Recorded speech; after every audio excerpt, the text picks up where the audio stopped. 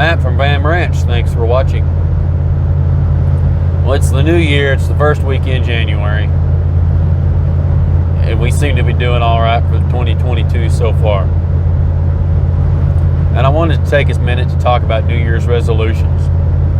Me, I absolutely hate New Year's resolutions for one reason.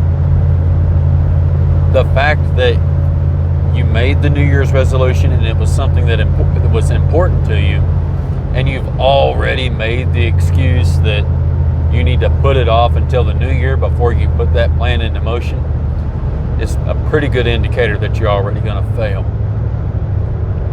But if you're going to make a New Year's resolution, let me offer some advice. And I'm going to use this as, like a money savings deal, simply because I can apply math to it and explain my theory a little easier.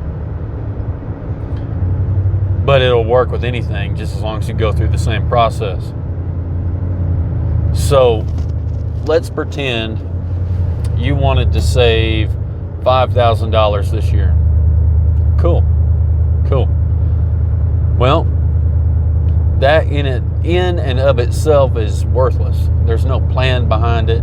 There's no accountability behind it.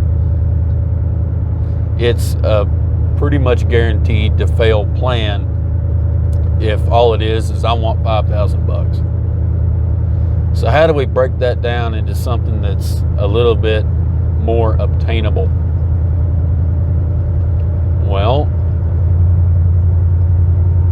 the first day of the next 12 months starts on the first day of the next 12 months. So what are we going to do?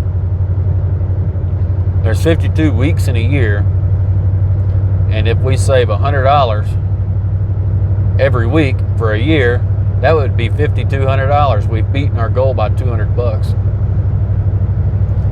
So on the first day, if we save $20, we're already ahead of schedule, right? Now, in the short-term thinking only about right now process, that's going to work. But obviously, we know we need to save $100 every single week this year. And we'll do good. We'll do good until, February, whatever happens. You got to replace something or an extra expense comes up. Well, most expenses aren't actually unexpected. Birthdays, Mother's Day, anniversaries, Christmas, all that stuff happens the same time every year. So we're going to plan ahead for that.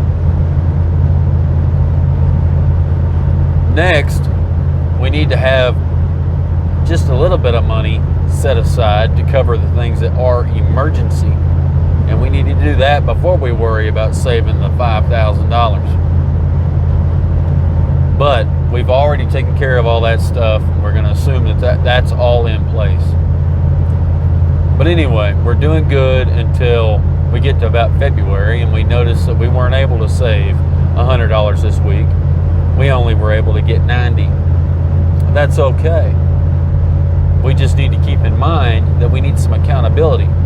Not only do we need to make up next week the $100, but we need to catch up what we were missing out on the week before, which makes that total $110.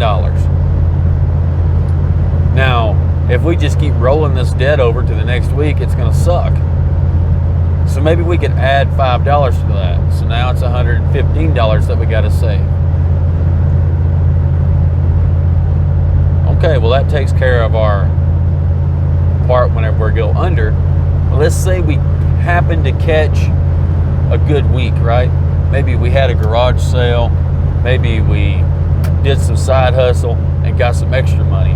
So instead of being able to put up $100 this week, we were able to put up $150, maybe $200 this week. Right on, man. Right on. Let's keep that on a roster. And on that roster, we're going to write down every week. First week is $100. Week 2 is $200. Week 37 is $3,700. It's pretty easy to calculate. Week 42, $4,200. And at the end of week 38, or pick whatever week it is, our balance is $3,800, we're good. If it is $4,100, then we know if we get in a jam, we can still pull from that extra money that we had on our roster, on our bankroll, and we won't have to make up the extra amount that we were short. So that's a pretty good idea to do that. And like I said, if we just follow stay this course, which isn't all that hard to do, just stay this course, at the end of the year, when we wanted $5,000, we've now got $5,200. Or if we kept throwing that extra $5 in whenever we had it, that extra $60 in because we did some side hustle this week, we've got more, substantially more than $5,200 saved and beaten our $5,000 goal. This could work with weight loss. It could work with anything that you can think of. The thing is, you have to break it down. What are you going to do each and every day? How are you going to track this every week? Are you ahead of schedule? Are you on schedule? How far behind schedule are you going to be? Track all of that stuff. And at the end of the year, that's the only way I've found to make a New Year's resolution actually work. Well, anyway, I hope you guys enjoyed this. Go ahead and hit the thumbs up button if you don't mind. And until next time, put your phone down, get up, get outside, and go do the things.